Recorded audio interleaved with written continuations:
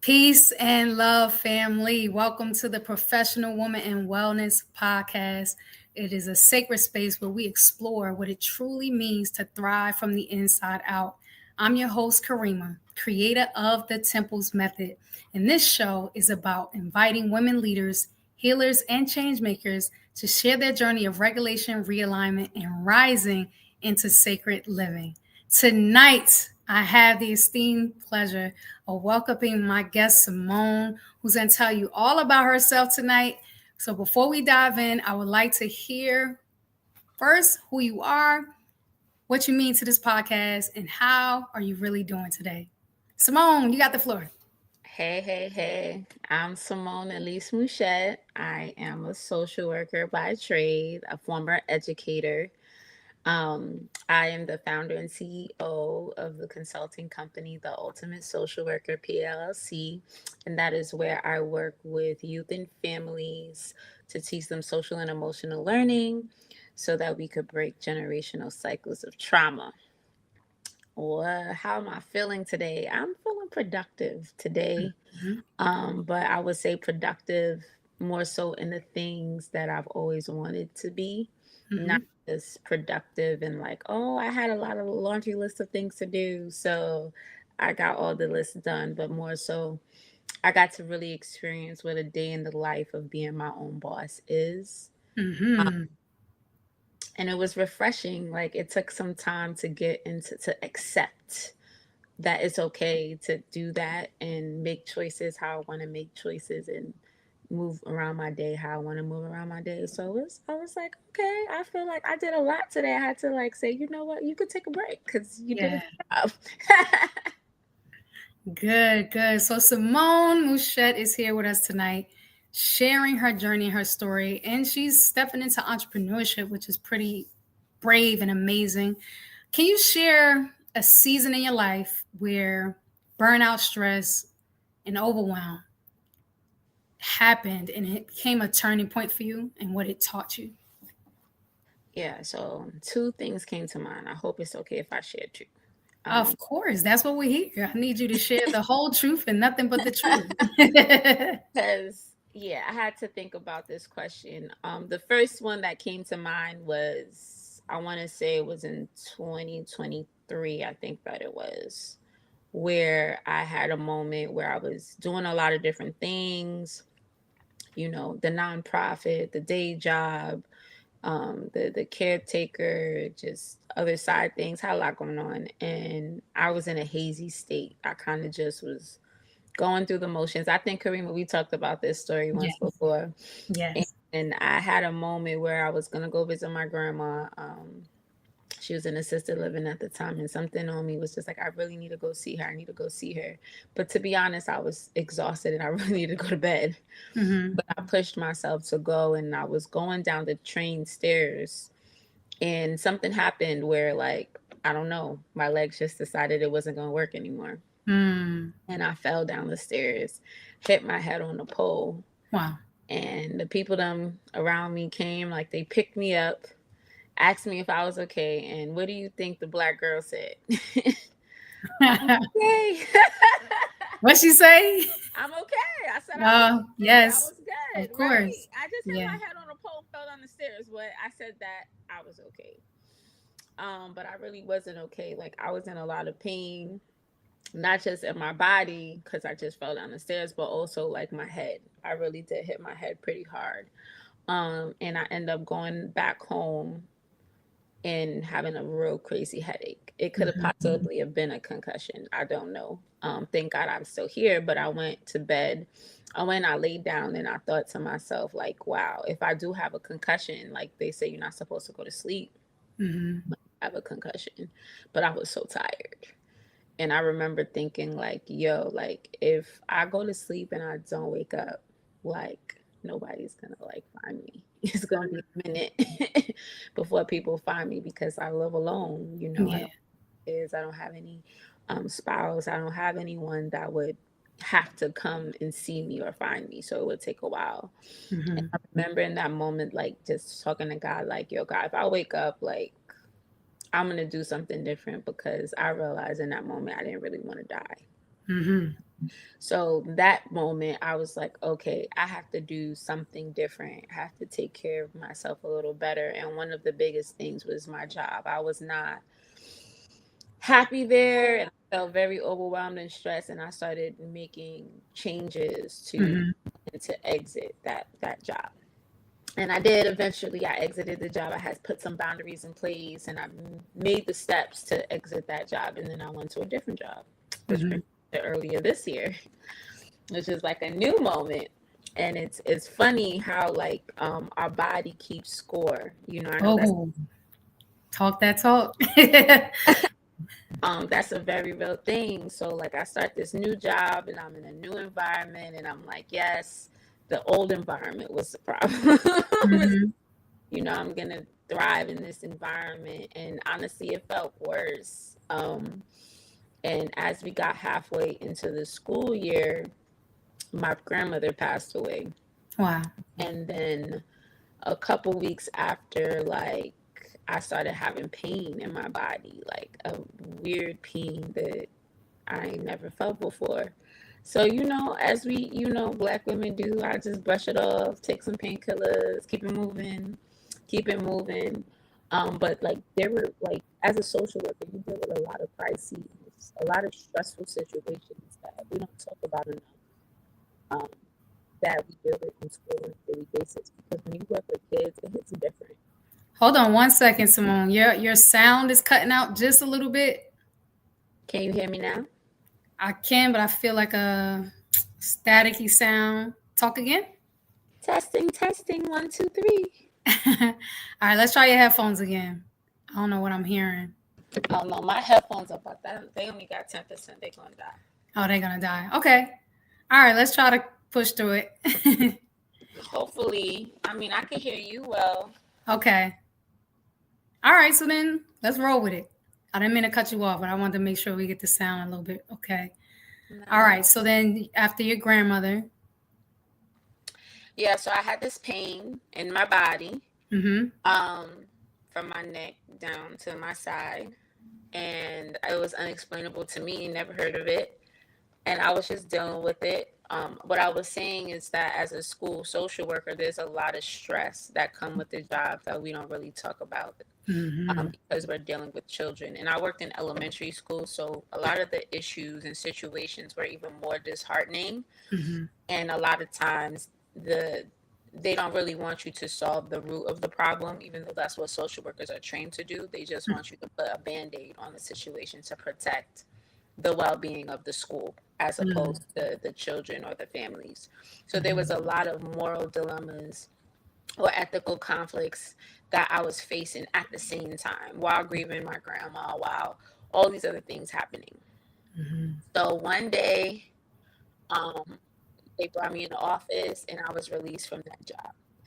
The moment that they released me from the job, the pain that had been on my body lifted. And I still have not felt that pain since. Wow.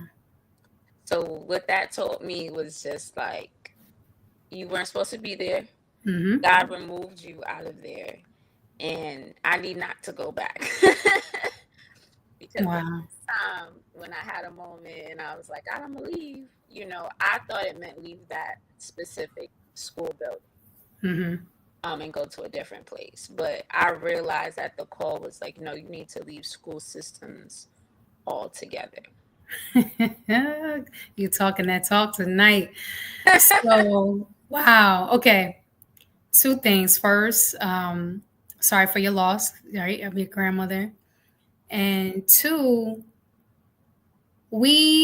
everything that you're speaking to when it comes to the body keeping score is all about our own self abandonment, correct? Mm-hmm. And in this work that I do, right, the Temple's method, I talk a lot about that self abandonment being representative of survival mode. Yeah. So now I want you to talk about how you went out of survival mode into sacred living. What did that shift mean to you personally? Woo! It's different. It's living day by day, honestly. It's breaking down literally the things that we were trained, or I was trained to know to be true, and breaking them down to find out what actually fills me. Because now I'm not focusing on fulfilling a standard that society or my parents or other people have put on me. Now the Yes. standard is, God, what is it that you want me to do? And the only way I'm going to know what you want me to do is by literally doing and moving and flowing in the things that fill me. Yes. So I'm really trying to live in the spirit of flow and rhythm, and just listening to what makes me feel good, what makes me feel bad, what makes me feel happy, what makes me feel sad, what makes me feel anxious, what makes me feel free, and kind of keeping score of those things so I can lean more in that direction and continue to do those things, whether they bring me money or not. Yeah, let's talk about it. Because that's where it gets real. Because if I were to tell you what life is like right now, it's scary. But I remember other people telling me about this type of journey that they've been on, and I was Yes. like, "Girl, you crazy? How you do that, girl? How you marry your girl?" Oh, now I'm here. I'm like, yo, I get it. I really get it, because I could have lost my life, Hmm. and I had to choose to trust my own experience in spite of what other people were telling me, because I was the only one in the room by Yes. myself when I got hit in the head with that pole war. I was the only one that felt that pain in my body, that I couldn't get up, that I was taking days off of work, and I was the only one experiencing those things. So when it Yes. was released from my body at the time that they were like, yeah, no, we don't want you here, it was just like, oh, God don't want me here either. Hmm. So now it's like, okay, God, where do you want me? Because I don't want to feel that anymore. Yes. That's so powerful. Talking about trusting your inner wisdom, right?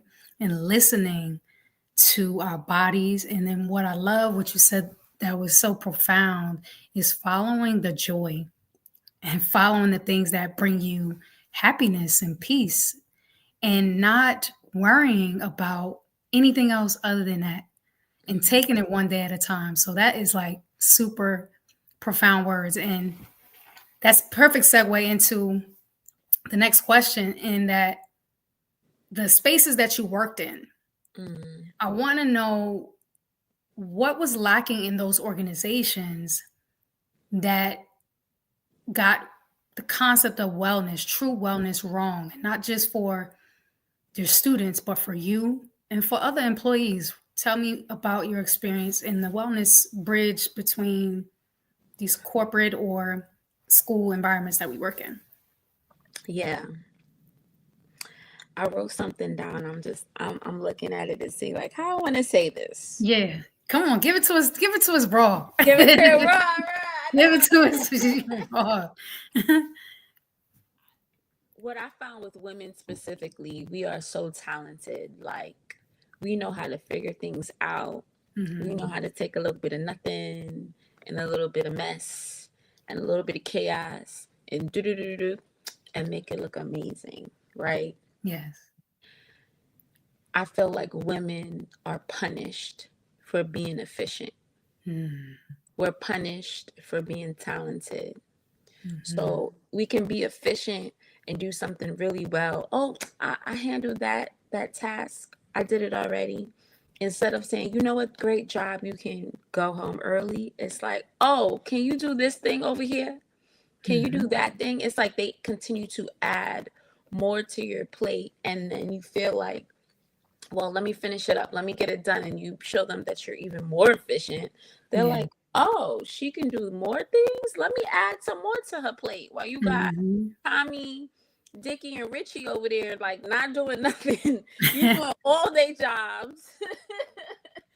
um, and I think that for us, there's a lot of people pleasing that we have as Yeah. women, nurturers, as wanting to care for others, that we naturally just keep saying yes to things. We don't feel like we have the freedom to say no.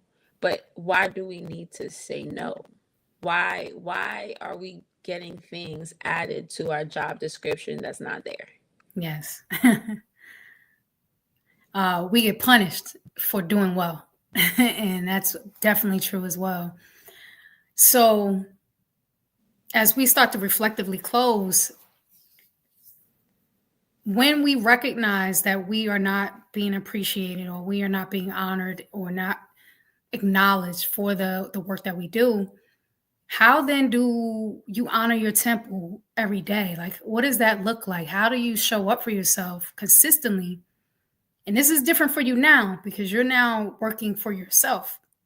So, whether it's corporate environment or compared to now, where you're working for yourself now, how do you continue to honor your temple important to yourself? Well, right now, there's a lot of unlearning that I'm doing um, Oof. in this space and season, Yeah. Talk about that. because there's a lot of you said it something similar earlier, where like you're invisible, like yourself. You're not paying attention to yourself at all when you're in these spaces.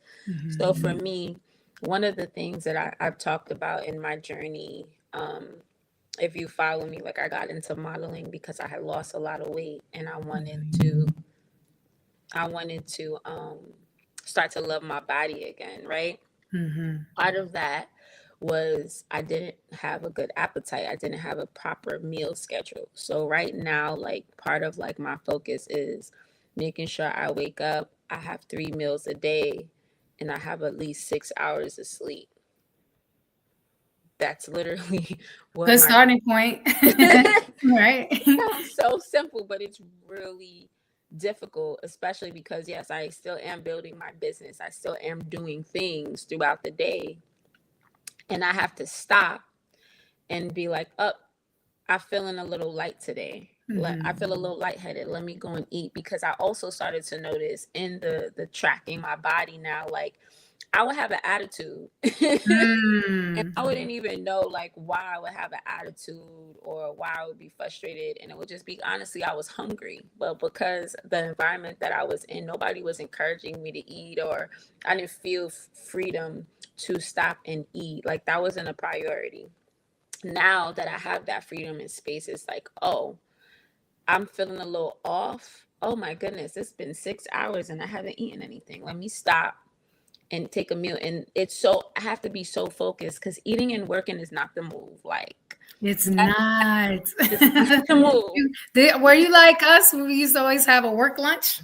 Yo, I used to hate those. Oh my goodness. I used to hate Yep, still do. doing lunches. Like, Yep. no, that's not a break. You're supposed to Hmm. have a break. You're entitled to a break. I would take breaks outside the bill, so you can't find me. But Yes. now I literally sit down, whether it's at a little restaurant, even if it's in McDonald's and I need to get a little quick meal from there, I sit Mhm. down in the McDonald's with the homeless people and everything.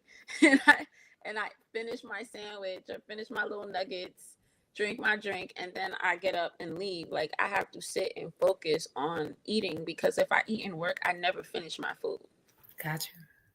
So that's really in sleeping. Like I'm sleep deprived. Being on the computer all the time, all those hours on your eyes, the energy, we don't realize like how much that's taking from us. And also like I struggle with shoulder pain and neck stiffness because of that too. So Gotcha. it's like making sure like I'm resting and taking those breaks to sleep and have the full amount of sleep that I my body requires to Hmm. rejuvenate and recoup. So that's where I would say the beginning is, because then you get clarity, you get energy back, you can make better decisions. Now I can wake up, I feel brighter, and I do my little devotionals in the morning. Okay. But to God, or I read motivational quotes, or I journal, because it's like talking to myself and centering myself, and like, someone, what you thought about that day, like Yeah. what was that about, and like writing it down, because then at the end of the week I can go back and look to see what I wrote. I could see the growth, I can see the changes. Even some of the things I'm sharing with you now, I'm able to share it with you because I journaled about this like 2 weeks ago. Like, Perfect. girl, this is hitting. Like, yeah, these are some things. These are some hard truths, right, about Mhm. myself that I didn't even acknowledge. And if I didn't acknowledge them, how am I supposed to move and make decisions and do other things if I don't even know myself? 1000%. Simone Mouchette, you have poured us full of information and knowledge tonight. Thank you so much. Do you have any final tips for our viewers who will see this or are tuning in on just what one thing they should do to embody wellness on a daily basis? I think, whew, so many things come to mind, but the one thing that comes to the top of my spirit is it's okay to choose you. Mm, I think sometimes that's hard when you are taking care of others or you feel like you have a lot of responsibilities.